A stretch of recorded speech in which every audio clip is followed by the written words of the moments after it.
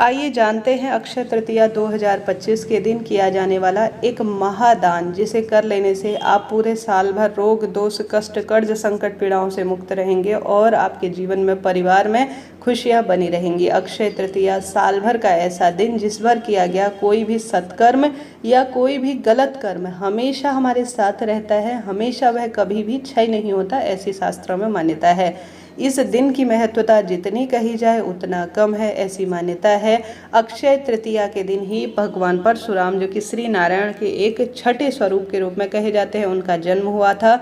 सतयुग की इसी दिन से जो है आरंभ के रूप में इस दिन की मान्यता है। साथ ही इस दिन के बारे में कहा जाता है कि महर्षि वेदव्यास जी और गणेश जी ने एक साथ मिलकर महाभारत की रचना शुरू की थी। बांके बिहारी जी के चरण दर्शन वृंदावन में अक्षय तृतीया के विग्रह स्वरूप के इसी दिन से हमें सुंदर स्वरूप में प्राप्त होते हैं। बद्रीनाथ के धाम के जो कपाट हैं वह भी अक्षय तृतीया के शुभ दिन पर ही खोले जाते हैं। कुबेर भंडारी को जो है अर्थात कुबेर जी महाराज को इसी दिन धन का भंडार मिला था, ऐसी भी मान्यता है।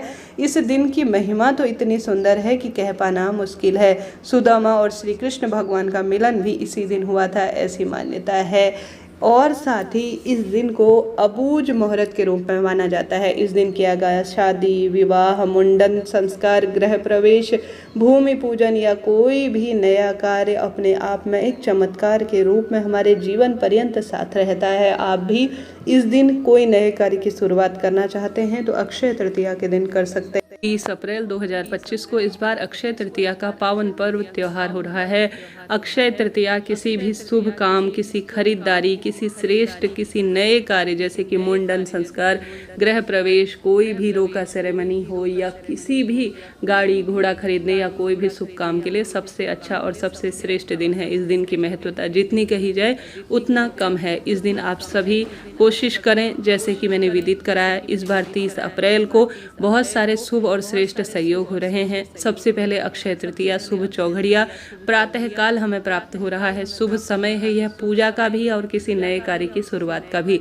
30 अप्रैल सुबह 5:41 से दोपहर 2:12 तक शुभ ही शुभ समय है और बहुत सुंदर स्वरूप में हमें प्राप्त हो रहा है। किसी नए कार्य की शुरुआत, किसी पूजा पाठ, किसी खरीदारी इत्यादि के लिए कुल 8 घंटे 30 मिनट का सबसे अच्छा समय प्राप्त हो रहा है। इस दिन आप कुछ भी नहीं देखें, कोई पंचांग देखने की आवश्यकता नहीं है। इस दिन का आप लाभ प्राप्त कर सकते हैं।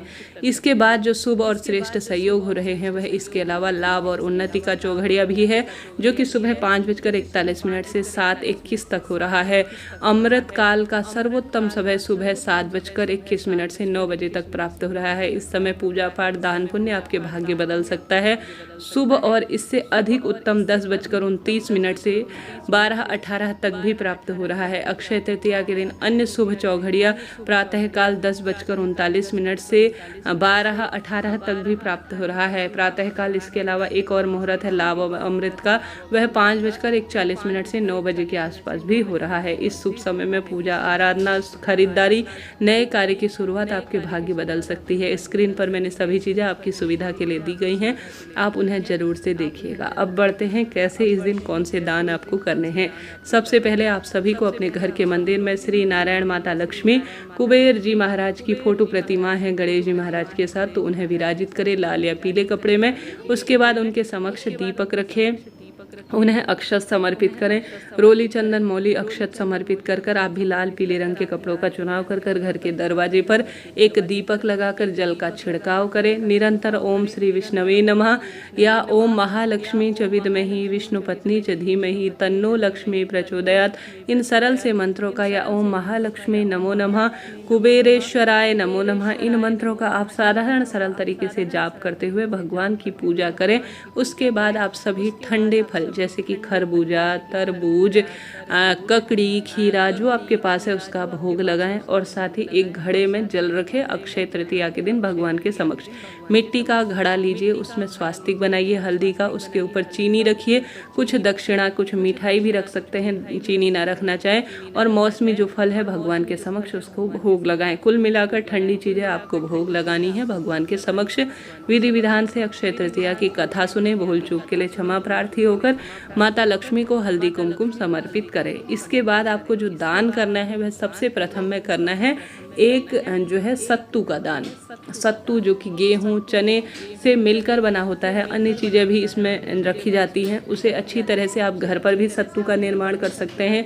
बाजार से बना बनाया सत्तू भी आप घर ला सकते हैं। सत्तू खरीद कर घर लाएं, माता लक्ष्मी को इसका भोग लगाएं। उसके बाद पूरे दिन भर में अक्षय तृतीया के दिन रात्रि तक भोग लगाने के बाद स्वयं भी सत्तू ग्रहण करें और उसके बाद भक्तजनों को, कोई आसपास घर के आसपास है तो सत्तू का आप दान करें।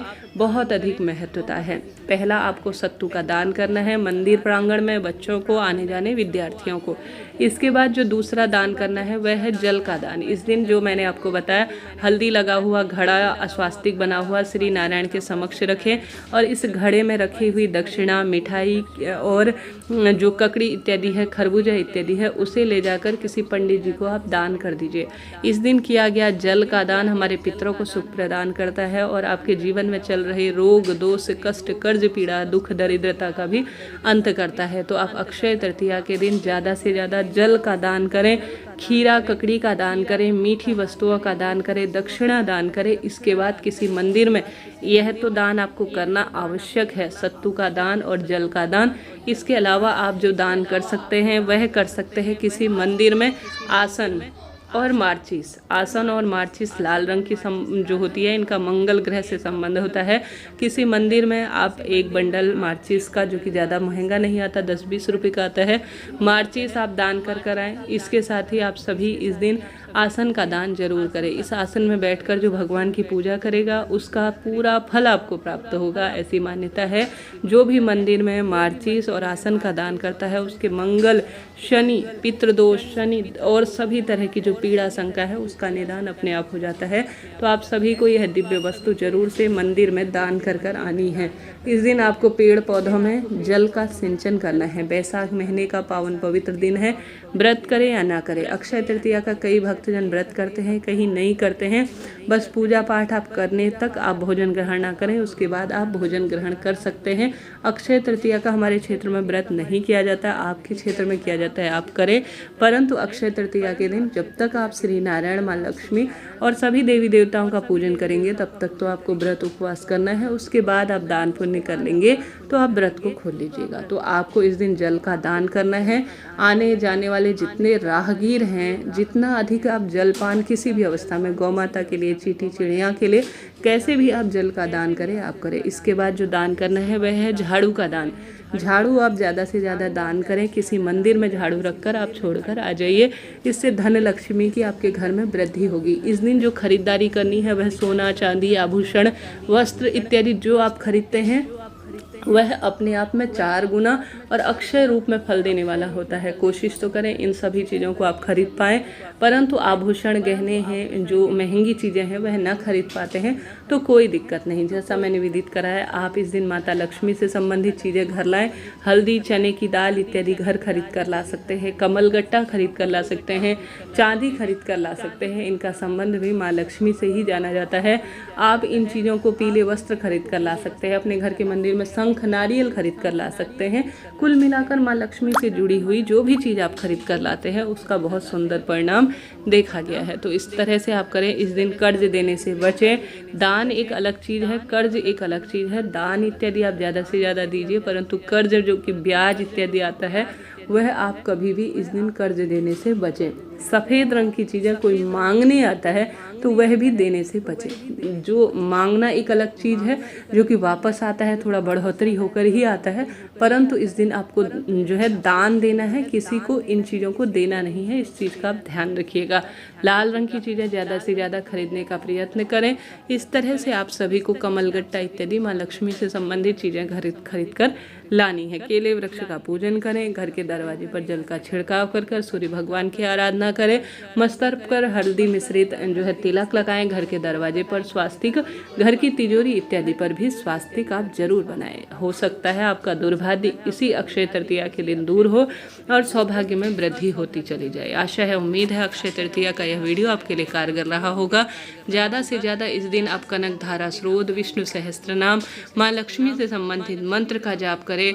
आप कुबेर जी महाराज के कोई मंत्र इत्यादि का जाप कर सकते हैं। धन प्राप्ति के आप मंत्र का जाप कर सकते हैं। निश्चित रूप से आपकी सभी परेशानियों का निदान होगा। बरकत खुशियाँ परिवार में बनी रहेंगी। ठंडक दिलाने वाली छाता, जूता, चप्पल, कूलर, पंखा, मटका, सुराही, यह जो चीज़ें होती हैं इनका आपको दान करने का प्रयत्न करना चाहिए। कैसा भी दुर्भाग्य चल रहा हो, आपका कैसा भी परेशानी से आप जूझ रहे हैं, उनका निदान होता है। इस दिन एक घड़े में अर्थात मटके में पानी रखकर उसमें हल्दी मिश्रित स्वास्तिक बनाकर उसके ऊपर, जैसा मैंने विदित कराया, चीनी या कोई मिष्ठान इत्यादि रखकर, एक समय का भोजन रखकर, कुछ दक्षिणा रखकर, पंडित ब्राह्मण जी के घर कुछ भी दान नहीं कर सकते तो यह दान जरूर करें। इसमें अन्नदान भी हो जाता है, वस्त्रदान भी हो जाता है, जलदान भी हो जाता है, धन दान भी हो जाता है, मौसमी फल इत्यादि इसमें आ जाते हैं तो अपने आप में अद्भुत हो जाता है। तो इस तरह से आपको यह दान करना है। किसी भी तरह की परेशानी हो उसका निदान तो होना ही है। आशा है, उम्मीद है यह वीडियो आपके लिए कारगर रहा होगा। तो जय माँ लक्ष्मी लिखना ना भूलें।